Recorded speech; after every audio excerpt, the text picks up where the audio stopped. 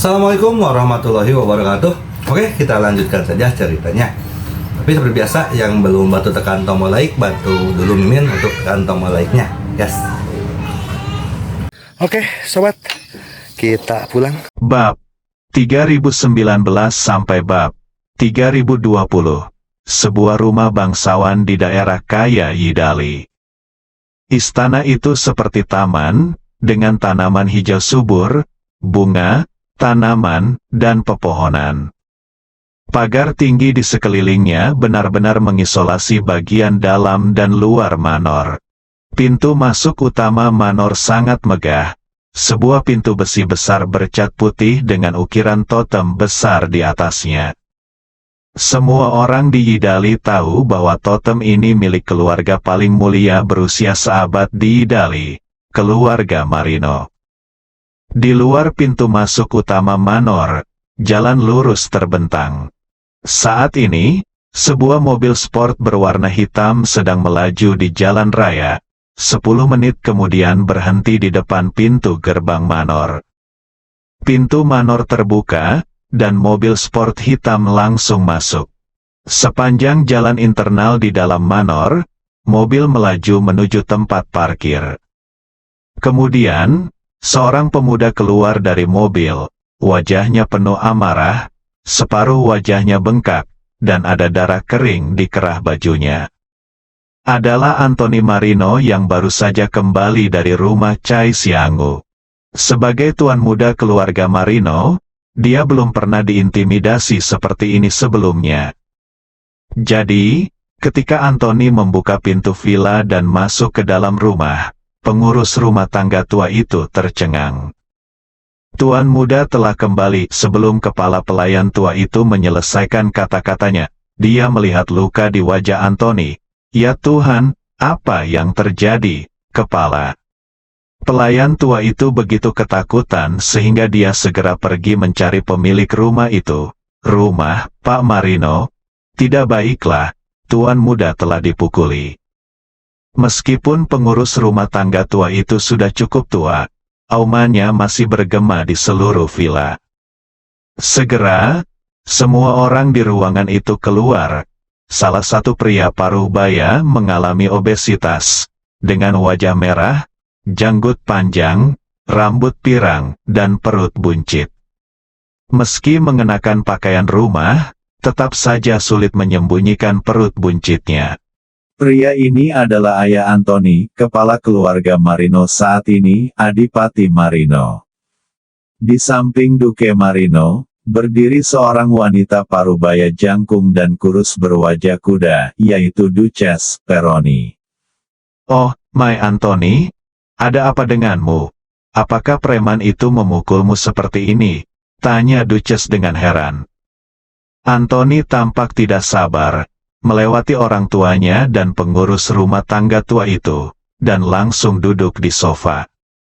Adipati Marino tidak senang melihat putranya dipukuli seperti ini. Dia berjalan dengan serius dan duduk di hadapan Anthony. Siapa yang melakukan ini? Tanya Adipati Marino. Duchess juga buru-buru datang. Ya, anakku sayang, siapa yang melakukan ini? Apakah kamu tidak belajar pertarungan bebas selama lebih dari 10 tahun? Mengapa kamu masih dipukuli seperti ini? Duke Marino bertanya dengan serius. Nampaknya yang dipedulikannya bukanlah cederanya, melainkan seseorang yang menghajar Anthony seperti ini, yang hanya mempermalukan keluarga Marino. Setelah hening beberapa saat, Anthony menceritakan apa yang terjadi saat Ye Chong memukulinya. Dia juga menambahkan penghinaan pada cederanya dengan mengatakan betapa kuatnya Ye Chong. Meskipun dia berlatih pertarungan bebas, dia masih bukan tandingan bocah itu. Apa, bocah dari timur berani menyentuh putraku sayang? Bocah ini benar-benar tidak ingin hidup, Chef. Jangan biarkan bocah ini meninggalkan Yidali, kata Duchess dengan marah. Duke Marino sangat tenang saat ini, karena Liu Changying mengatakan dia tidak bisa mengalahkannya. Maka lawannya pastilah master dari Tiongkok. Saya telah mendengar bahwa ada banyak orang kuat di timur yang misterius. Tidak peduli apapun yang terjadi, kirimkan seseorang terlebih dahulu untuk menyelidiki anak ini untukku. Cari tahu apa latar belakangnya, lagi pula, dia masih di Yidali, jadi kami tidak takut dia melarikan diri. Beraninya kau menyentuhku, Marino, di wilayah Yidali, anggota keluarga mencari kematian. Anthony sangat meremehkan peringatan ayahnya. Fake, bukankah dia hanya seorang pejuang timur? Apakah aku masih takut padanya? Liu Changying adalah makhluk yang tidak berguna itu. Jika dia mengatakan dia kuat, maka itu karena Liu Changying sangat sia-sia. Dia pikir aku tidak kuat, kenal seseorang yang lebih kuat, kata Anthony dingin. Setelah itu, Anthony kembali ke kamarnya dan mengunci pintu. Bahkan ketika Duchess ingin memberikan obat padanya, Anthony tidak membukakan pintu. Anthony mengeluarkan telepon di kamar, menemukan nomor telepon di sana, dan melakukan panggilan jarak jauh internasional. Sementara itu, di belahan dunia lain, Mo Panshan, kediaman keluarga Panjang. Long Zaiye sedang duduk di kamar, bermain dengan kartu undangan di tangannya. Ini bukan undangan biasa. Long Zaiye menganggap kertas ini sangat penting. Karena selembar kertas ini, ia memperoleh tiket masuk untuk menjadi dewa, meninggalkan tubuh fana, dan meninggalkan 6 alam reinkarnasi. Ini adalah tiket seleksi kompetisi dari East Heaven. Siapapun yang bisa mendapatkan tiket ini adalah salah satu yang terbaik di dunia. Namun, Long percaya diri di alam liar. Dia telah berlatih di luar negeri selama bertahun-tahun dan pasti bisa lolos seleksi dan masuk ke pengadilan Surgawi Timur. Selama dia memasuki istana Surgawi Timur, dia akan selangkah lebih dekat untuk menjadi dewa sejati. Dan pada saat itu, dia akan menjadi dewa sejati. Adapun hal-hal di dunia fana ini, Anda dapat menginjaknya ketika saatnya tiba. Kaisar pedang dan sejenisnya berada di luar kebiasaan pada saat itu. Naga itu mendambakan ambisi. Saat ini, teleponnya berdering. Long Zaiye dengan cepat membatalkan undangannya dan menjawab telepon. Setelah panggilan tersambung, semburan bahasa Yidali terdengar di ujung lain telepon. Ternyata itu adalah Anthony, teman yang ditemuinya di Yidali pada tahun-tahun awalnya. Long Zaiye mengetahui bahwa keluarga Anthony adalah bangsawan Yidali. Ketika Long Zaiye berada di Yidali, dia mendapat banyak manfaat dari Anthony. Long Zaiye adalah orang yang suka mencari uang dan tidak pandai mengambil keuntungan dari orang lain. Jadi dia juga membantu Anthony memecahkan banyak masalah. Entah kenapa Anthony menelepon tiba-tiba saat ini. Setelah mendengar apa yang dikatakan Anthony, Long Zaiye langsung menunjukkan ketertarikan. Dia tidak pernah menyangka Ye Chong akan pergi ke Yidali. Meskipun dia belum pernah melihatnya, setelah mendengarkan pernyataan Anthony, Long Zaiye yakin bahwa Ye Chong ini adalah kaisar pedang. Haha, tidak masalah. Anthony, aku pasti akan membantumu. Aku akan kembali dan membunuh Ye Chong ini di Yidali. Long Zaiye segera menyetujui Anthony. Awalnya, di Tiongkok, jika Long Zaiye ingin mengambil tindakan terhadap Ye Chong, saluran pertama dan keluarga Long akan menghentikannya. Jika dia memasuki pengadilan Surgawi Timur, dia secara alami tidak perlu peduli dengan bagian pertama atau para tetua keluarga Panjang.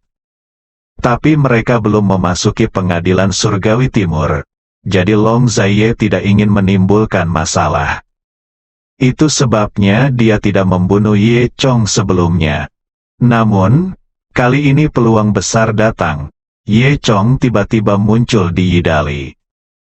Jika Long Zaiye membunuh kaisar pedang yang agung di Yidali, maka tidak ada yang bisa menghentikannya, dan dia bisa menjadi terkenal dalam satu pertempuran dan menjadi orang yang lebih menakutkan daripada kaisar pedang. Memikirkan hal ini, Long Zaiye menunjukkan senyuman dingin. Sudah hari ketiga Zhu Jiayin tiba di Yidali. Beberapa hari terakhir ini, dia sibuk menyerahkan pekerjaan ke jaringan Channel One di Yidali. Pada hari ini, aksi resmi akhirnya akan dimulai. Penanggung jawab saluran pertama di Yidali telah menjalin hubungan baik. Tindakan mereka berkaitan dengan kepentingan keluarga besar di Yidali, sehingga jika ingin aksinya berhasil, mereka harus melalui keluarga besar dan membuat mereka bersedia mendukungnya. Oleh karena itu, atas upaya penanggung jawab saluran pertama, pesta kecil-kecilan akan diadakan malam ini. Orang-orang yang berpartisipasi tentu saja adalah keluarga besar Yidali. Restoran perjamuan kerajaan Yidali, ini adalah restoran dengan level dan rating bintang tertinggi di seluruh Yidali, dan semuanya adalah koki Michelin. Restoran ini terletak di kawasan komersial inti Yidali, menempati lahan yang luas dan dikelilingi oleh halaman. Restoran perjamuan ini memiliki 3 lantai, pada malam hari terang benderang. Deretan lampu hias pada bangunan menghiasi seluruh restoran dengan kemegahan dan kemegahan. Di depan restoran terdapat tempat parkir luas yang kini dipenuhi mobil-mobil mewah. Standar restoran perjamuan kerajaan ini sangat tinggi sehingga orang biasa tidak memenuhi syarat untuk makan di sini. Biasanya ini adalah tempat keluarga kerajaan Yidali menjamu para pejabat dan masyarakat kelas atas di Yidali ketika mereka mengadakan suatu kegiatan.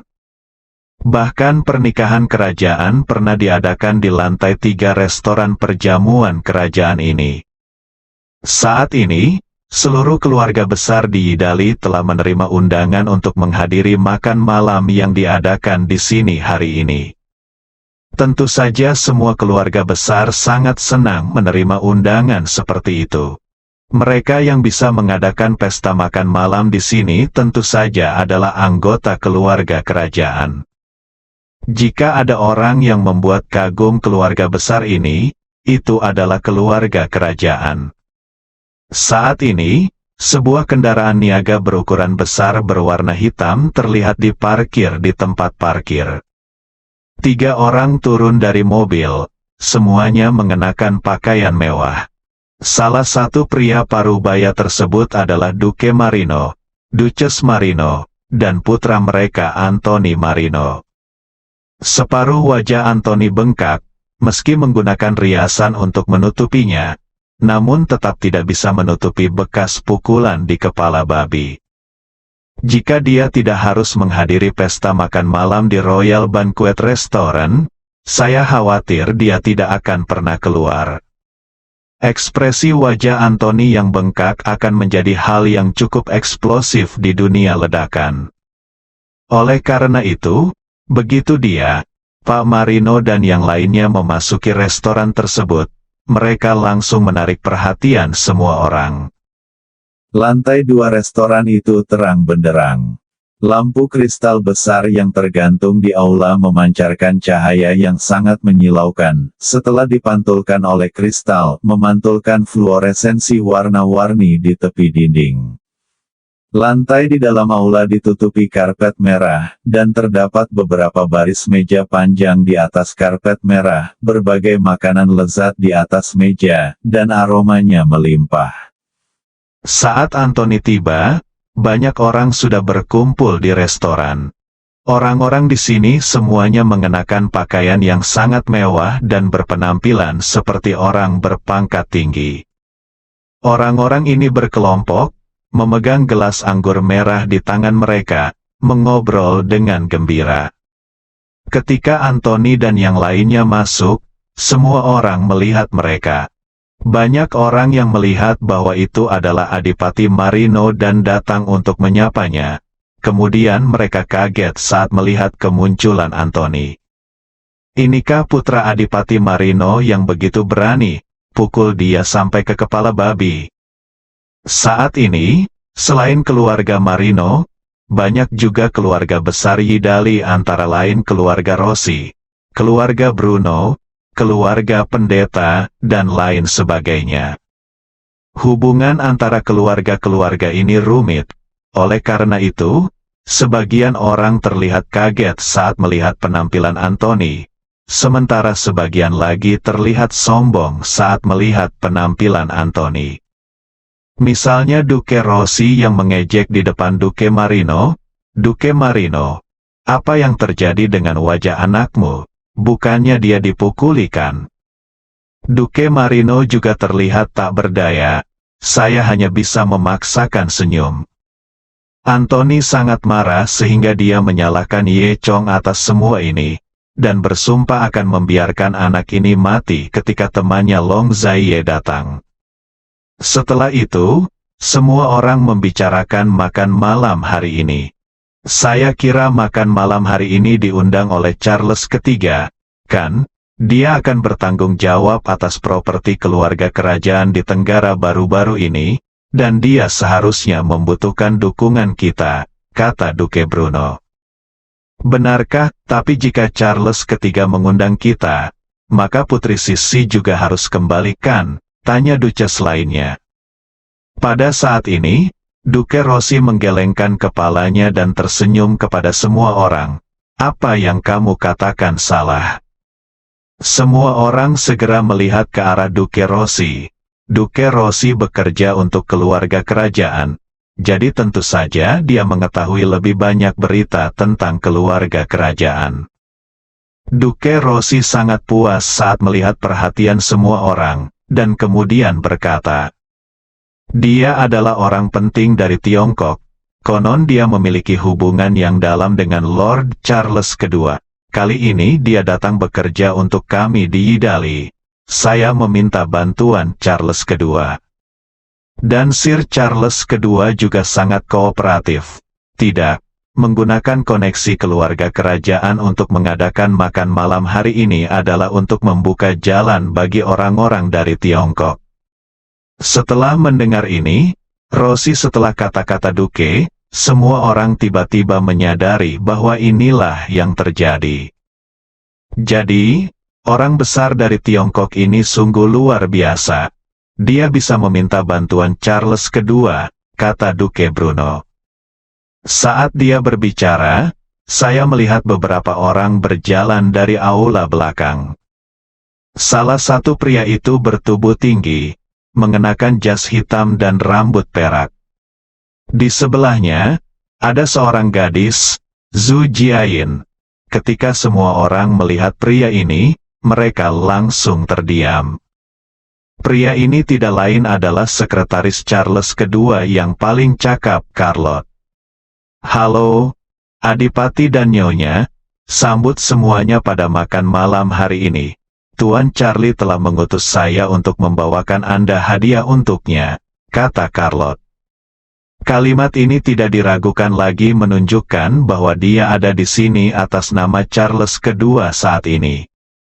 Banyak dukes yang tidak berani mengabaikannya. Kemudian, Carlotte memperkenalkan semuanya. "Ini Jiayin Zhu. Dia berasal dari Tiongkok dan teman Charles II. Dia ingin melakukan sesuatu di sini dan berharap mendapat dukungan semua orang." Semua orang melihat apa yang disebut peluang besar. Tiongkok ternyata hanyalah seorang gadis kecil, dan mau tak mau aku merasa sedikit jijik di hatiku. Mereka tidak tahu bahwa meskipun Zhu Jiayin masih muda, orang di saluran pertama di belakangnya memiliki latar belakang yang kuat. Tapi bagaimanapun juga, mereka tidak berani untuk tidak memberikan wajah Charles II. "Haha, tentu saja Nona Jiayin, jika Anda butuh sesuatu, Anda bisa menghubungi saya kapan saja," kata Duke Rossi. Beberapa adipati lainnya juga mengutarakan pendapatnya. Melihat sikap semua orang, Zhu Jiayin juga menghela nafas dalam hatinya. Lebih mudah bagi keluarga kerajaan untuk melakukan sesuatu. Dia segera berkata dalam bahasa Yidali, "Terima kasih atas dukungan Anda. Jangan khawatir, tugas kami kali ini sangat sederhana.